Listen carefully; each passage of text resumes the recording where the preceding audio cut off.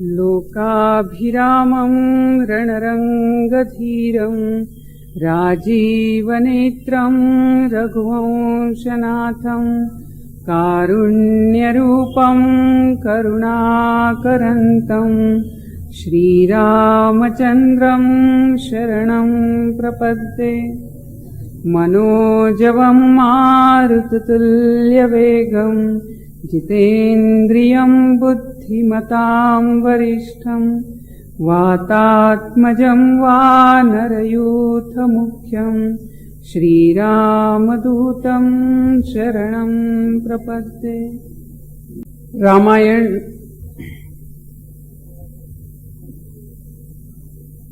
जो वाल्मीकि ने लिखा, वह लिखने के पीछे उनका हेतु, उनकी प्रेरणा क्या थी?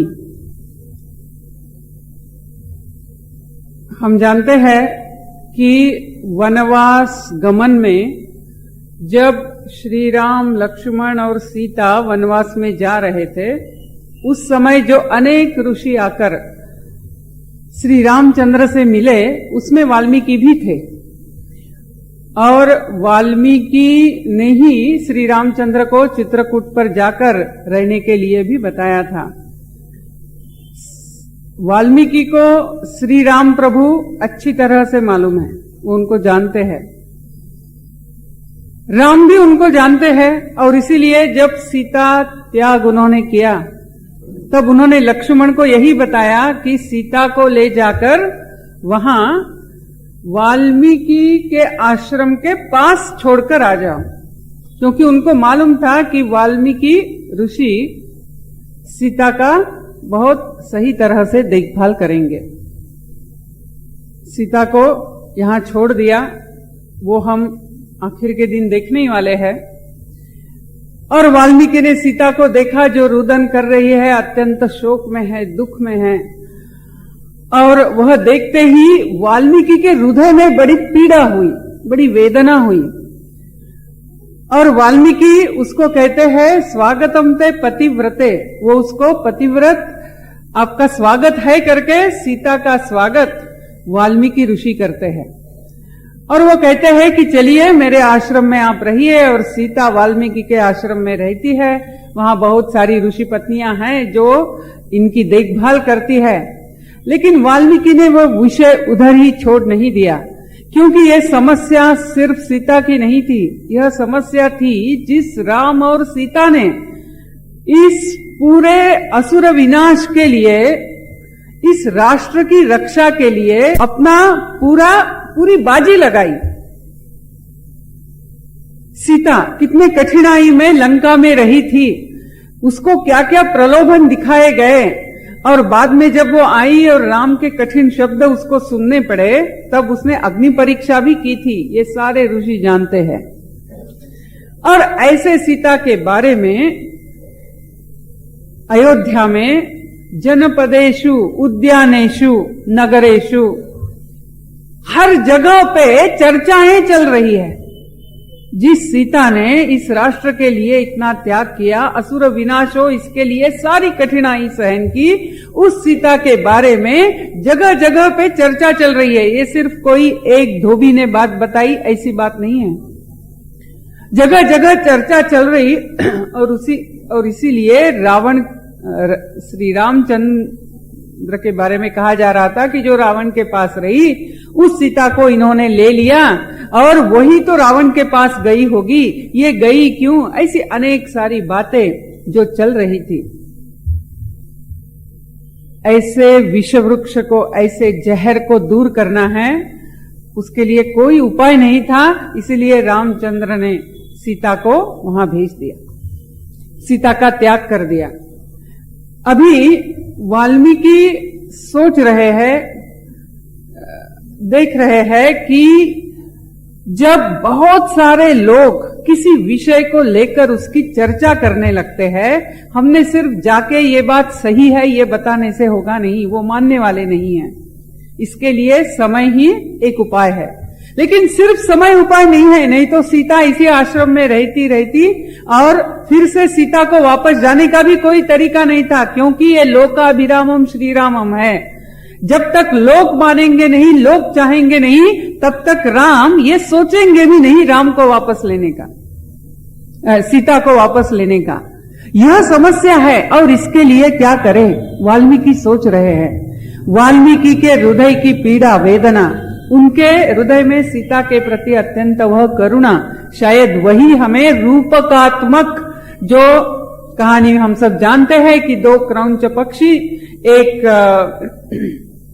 शिकारी आकर उस नर पक्षी को मारता है, और जब वो क्रौंच पक्षिणी जब बहुत दुख से विलाप करती है, तो उसका दुख देखते हुए इनके मुंह से एक कुछ शब्द आते हैं जो काव्य के रूप में आते हैं, यानी हम जानते हैं वह छंद में आते हैं, और वही श्लोक हो जाता है। और ब्रह्मदेव आके उनको आशीर्वाद देता है कि इसी में आपको राम कथा लिखनी है, क्योंकि ये लिखने के पहले ही नारद वहां आकर गए हैं वाल्मीकि आश्रम में। और वाल्मीकि आश्रम में जब वो आते हैं तो नारद उनसे प्रश्न पूछते हैं, यानी वाल्मीकि ने श्री रामचंद्र को पहले से देखा है, जाना है, दोनों एक दूसरों को जानते हैं, सब कुछ है, फिर भी वाल्मीकि प्रश्न पूछते हैं नारद को। 3 प्रश्न, यानी 3 श्लोक है, और उस 3 श्लोक में वो 16 गुण पूछते हैं कि ऐसे गुणों से युक्त क्या कोई व्यक्ति अभी सांप्रत यहां है, मैं इसके बारे में जानना चाहता हूं।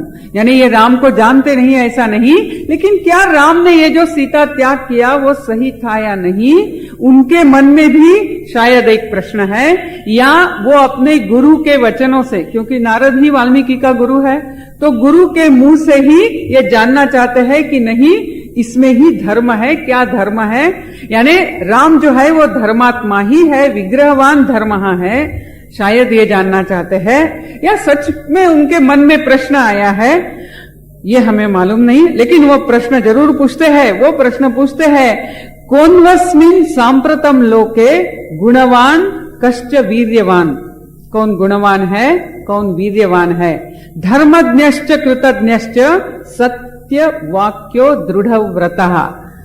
धर्मज्ञ कौन है, कृतज्ञ कौन है, सत्य वाक्य बोलने वाला कौन है, दृढ़ व्रती कौन है। धर्मज्ञ कृतज्ञ भी, यहाँ कृतज्ञ बहुत महत्व का बिंदु है। चारित्रेण च को युक्तः सर्वभूतेषु को हितः, जो सर्वभूतों का हित चाहता है, जो चारित्र्यवान है।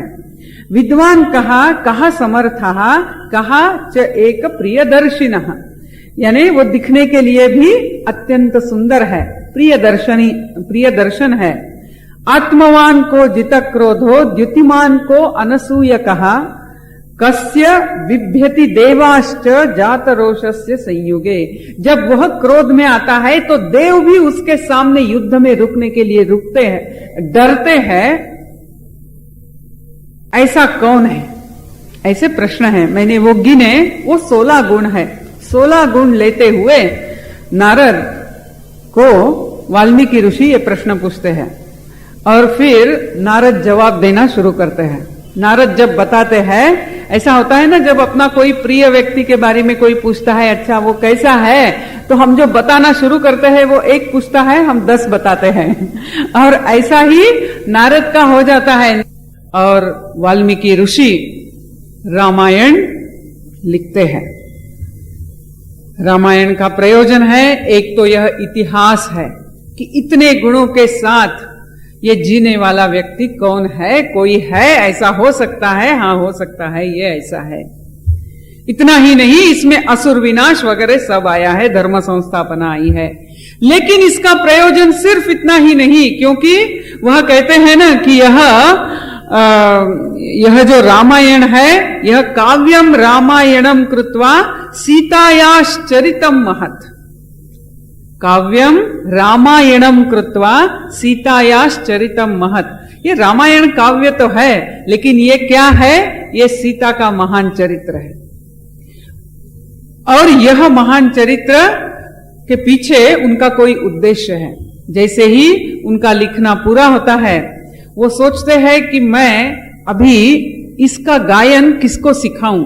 ऐसा जब सोच रहे हैं तभी 2 सुकुमार कुशलव आते हैं रोज के अनुसार, जैसा उनका दिनक्रम है, और दौड़कर आते हैं, अपने वाल्मीकि ऋषि का चरण स्पर्श करते हुए उनसे आशीर्वाद लेते हैं। जैसे ही कुशलव को वाल्मीकि ऋषि देखते हैं, तुरंत उनके मन में योजना पक्की हो जाती है, मैं क्या करूंगा। और वो कुशलव को रामायण सिखाते हैं, वीणा लेते हुए मार्ग क्रम से, यानी 2 प्रकार की पद्धतियां होती है रामायण को गाने की, तो वह मार्ग, यह पद्धति लेते हुए इनको रामायण गाने के लिए वो सिखाते हैं।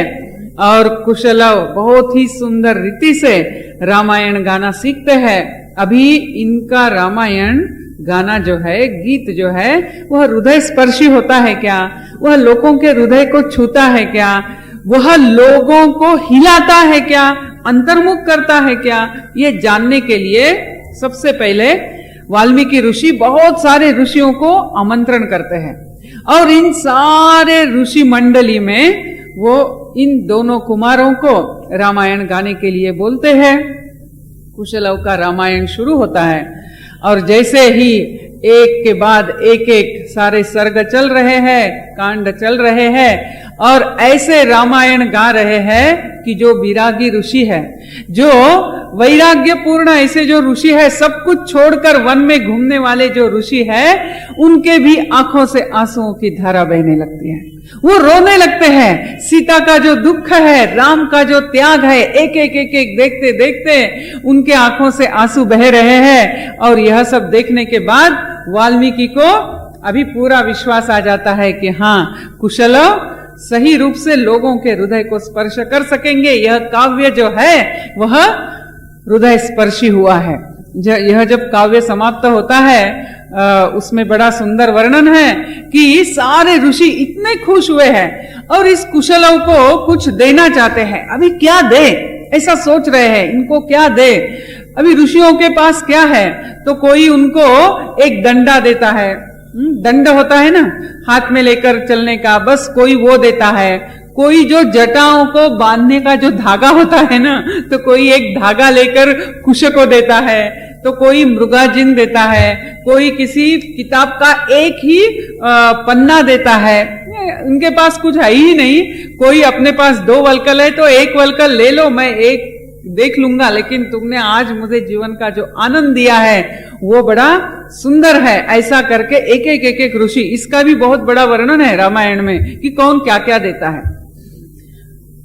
वाल्मीकि ये सब देखते हैं और बाद में वो कुशलव को बोलते हैं कि अभी आपको अयोध्या जाना है।